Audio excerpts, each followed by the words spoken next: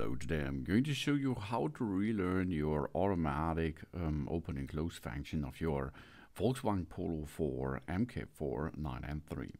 We have a seat and we can see now that the automatic window open and comfortable close system is not running very well. That means it does not have a function right now. If I pull it out completely or push it down completely, it does not close or open automatically.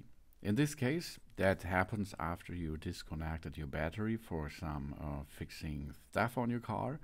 You have to relearn the system. Close the windows all. Take your key, go out of the car, and then you can see there is the lock. Yeah.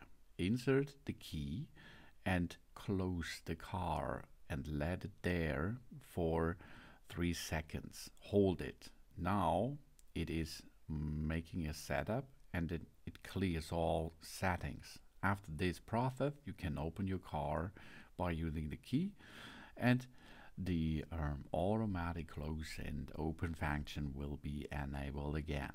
So let's check this. We have a seat on the driver's side, for example, because on the right and left side it is working the same way.